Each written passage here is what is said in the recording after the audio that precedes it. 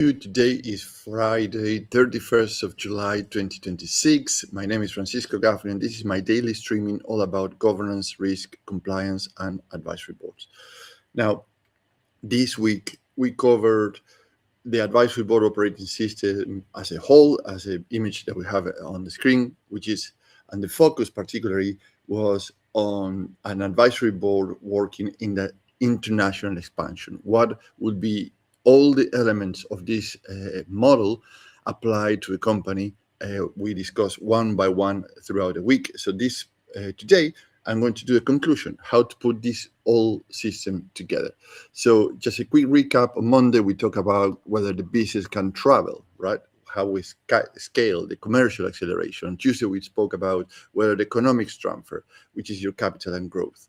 And Wednesday, we spoke about whether the operating model repeats without chaos, right? Because you need a foundation, the system, the operating procedures, the workflows, the teams, the capacities to manage multiple geographies as if were your core business, or which are the red flags you have to find out very quickly. And yesterday, we spoke about whether the business keep its coherence, like the leadership, depth, the edge, how it's innovating, what is transformation, what it means going international, and how to keep relevant to all your businesses and geographies, right? So if you want to watch these particular deep dives into these sections, you can watch the videos on LinkedIn or YouTube. But today we're going to put all together. A business does not become more valuable, and always remember that we're looking into the overall picture of how to make your business more valuable, particularly this week when you go international, because just because of that, because is this more valuable because it goes international, or actually you are devaluing your business? So that it becomes more valuable when the international actions prove the core is portable, resilient, and investable. And this is the three things that we and predictable that we mentioned across throughout the week. So if you are interested to more in details on what these particular words means, you can watch the previous videos. Now, that is a keyword also that we want to highlight, which is proof, evidence. Not claims, no hopes, no slide decks that actually looks very fancy. But at the end, what you need is proof, the evidence. So the risk today is a foreign movement being mistaken for a real scale, right? A real growth of the company. So we say, oh, we went to 3 or 4 different countries. Yes, but actually, is that a real valuation or real revaluation of organization, or is just a lot of noise? So more countries do not mean better value. And many companies think that actually that's a good idea, but they miss a few steps before, which creates a problem later on the lifespan of their company. So more partners do not mean better reach. More overseas revenue does not mean better economics.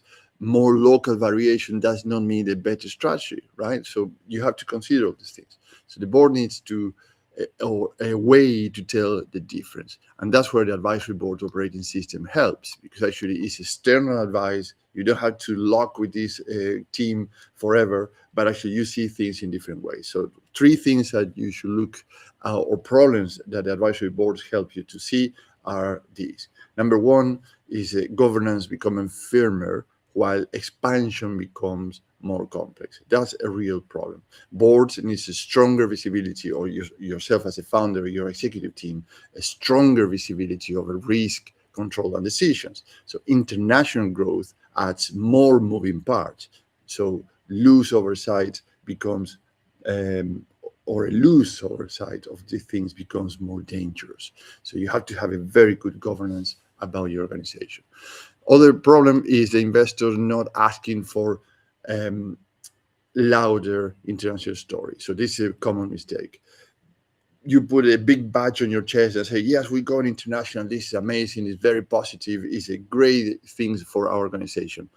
But the investors are not looking for a louder story, right? Like a more flashy thing. They want a credible one. So they want to understand what is being scaled, how is funded, what controls protected, and whether the transformation improved the future value of the organization, right? So Enthusiasm is very good and very positive, but you have to have a lot of essence behind, or depth behind or underneath that enthusiasm. Otherwise, the funding is going to get a bit reluctant to participate on that enthusiasm. Problem number three is the productivity pressure, leaving less room for sloppy expansions, right? So what I mean with this is, if the new market add cost, more meetings, more reporting, more exemptions, and more dependencies from you as a founder, for your executive team, or your current board, and faster. So meaning the dependencies are faster than actually the value that adds. The company is not building an international operating system, really. It's inflating the story with air, like a nice fancy balloon, right?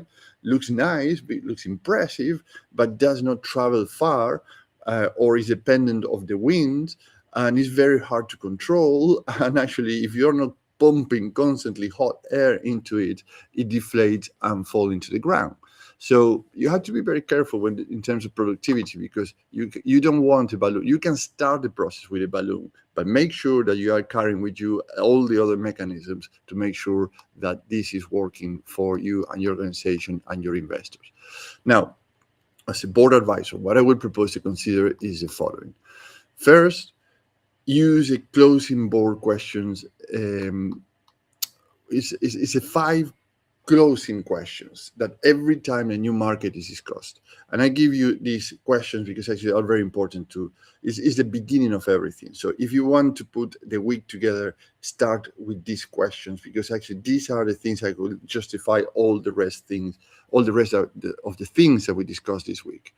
So number one is, what part of our business, or your business, is truly transferable, right? So we spoke about transferability yesterday. Number two, what happens if you as a founder, or your executive team, or your board is absent for 30 days? And this is a classic question in terms of business, in terms of how self-managed an organization can be. But guess what? This was back in, perhaps a good question 20 years ago. And why I'm asking this question? Because today it's not about if you're absent 30 days. What happens when you're needed in 2 places at the same time? So it's a matter of immediacy now. It's something that the people need to be present at 2 or 3 places at the same time, which is a priority. So how you replicate yourself in different geographies, in different business units, in different places, with the same decision power, with the same capacity to solve problems, but not depending on you or your executive team or your board all the time and every single day. Question number 3. Can we compare performance across markets in a disciplined way? And this is something that we discussed on Wednesday. And the comparison is that 80% that is standardized across organizations. It's true. You cannot be a cookie-cutter system that actually goes and do exactly the same thing everywhere else. For example, these chains of fast food, you go into any country and you see exactly the same thing, exactly the same product, exactly the same processes, etc., etc. So just it's a simple example, but it's true. Now, what happened at the back is exactly the same pretty much everywhere else. What changes is contract law, health and safety, localization of contracts, and probably the things actually is not perceived by the public. It's the things actually are the mechanics that, but is the smallest portion of the overall business, because the model works. That's the performances of the company, right? So I hope this give you a good example, a good feel of what I mean with the performances across markets in a disciplined way. Number 4, what must remain standard and what can be localized? Probably I advance the question with an example, but it pretty much is the same. So if you look at the fast food chain, what is localized and what really is a standard that actually can be transferred across any other place? And number 5, will this expansion improve investor trust or only inflate the story, as the balloon example I gave you earlier, right? So those questions bring the whole international expansion together. Second thing to consider, use the scenario test, not the headline number, right?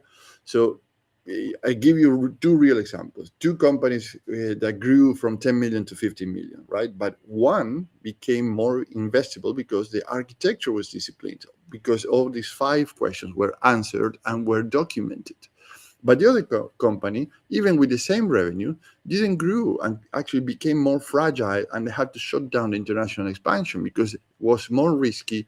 With and their capabilities were not proven to work in other markets. Not because they were bad; it's because they couldn't put the things together in the right place at the right time before the international expansion, and all they're related to the same 5 questions that I shared with you earlier. So, so some growth number or similar growth number might have very different business outcomes.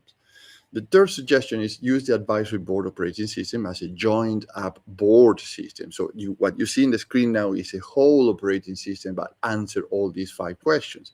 So the scale, which is the top of the model, checks whether the business can travel, right? So your commercial acceleration, what you need to consider to answer these questions. In terms of on the right-hand side, predictability checks whether the economics transfer. So is your economics are transferable from one geography to the other. The systems, which is the bottom of the model, checks whether the operating model repeats, right? So the transferability of the business as an operating system. And the edge, which is on the left-hand side of the model, checks whether the business stays coherent and valuable as it grows, right? Because you want to be relevant. You don't want to make a lot of noise or a hot balloon going into the air. You want to make sure that you're relevant to your business. You can use that as a flashy marketing strategy, if you may, at the beginning, but then you have to make sure that it continues to be relevant to your business and coherent across the whole model, so it can be transferred and travel to other geographies.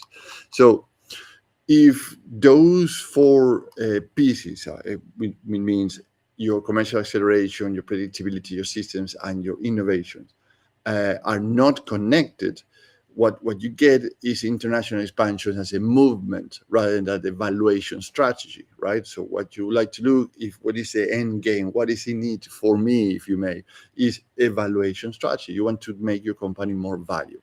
So this is where the rotating international advisory board becomes practical, right? Because the business may need a market entry expertise first, then pricing and capital expertise, then system, cyber, and operation control expertise, and then strategy, brand, and leadership depth expertise, all the things that we discussed this week.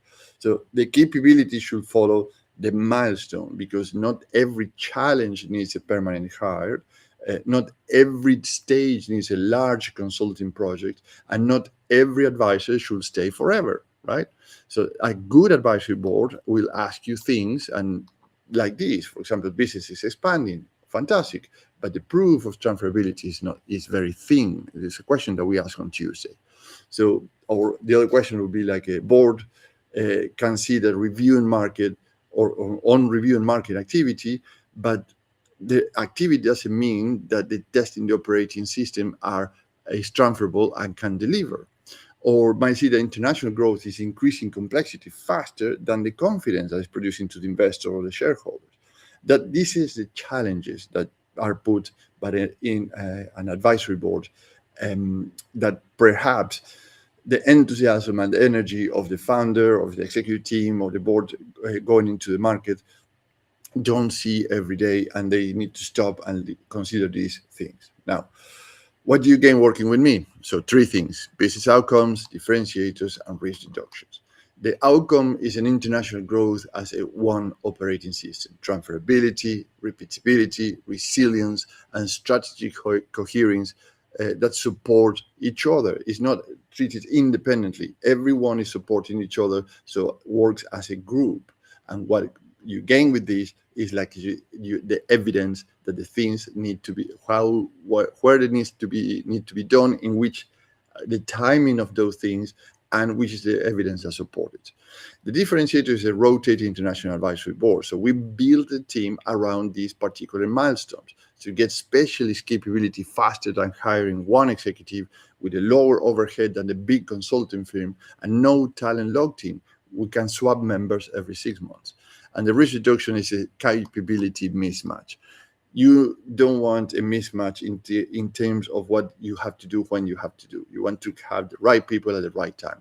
The business avoids carrying the wrong advisors, the wrong structure, or the wrong expertise for too long, as international agenda change is a big mistake, because actually it's a group thinking, is actually this is the way that we do things here, and probably you're missing a big thing that actually it might be a small thing in comparison to the overall picture, but that big thing can carry a lot of problem because you don't have that local expertise that you're looking for. But we can achieve that with an advisory board for a period of 6 months with a member, and then tell the members, hey, your tenure here will be 6 months, and that's it, and this is understandable and agreeable, and everybody's happy.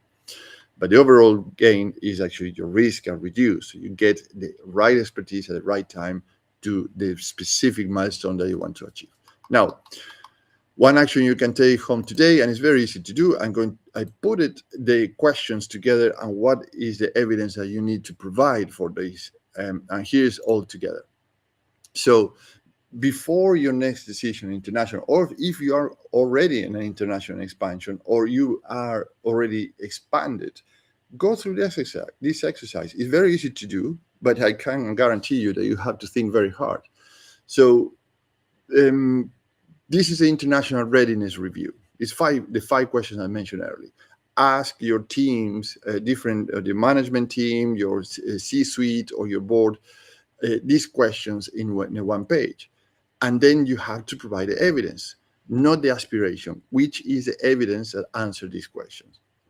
Now, you will find out if the evidence is weak. The next international move needs more challenge before more spend or more movement.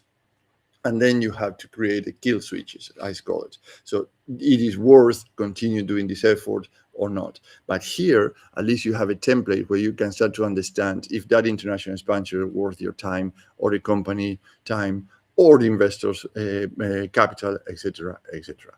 So let's pause here for today and reconvene next week. Today is Friday, month end, by the way, middle of the summer. So probably a very stressful situation for many people. If you are a founder, a chair, a non-executive director, a C-suite member, and you want an international advisory board to pressure test your international readiness and build the right capabilities around the milestones in front of you, let's have this 30-minute chat. So I can understand where you're coming from, where you are, where you like to go. So I can understand where you are today and how the advisory board model will support your next stage. Have a great weekend. Have a great close of the month, and we'll talk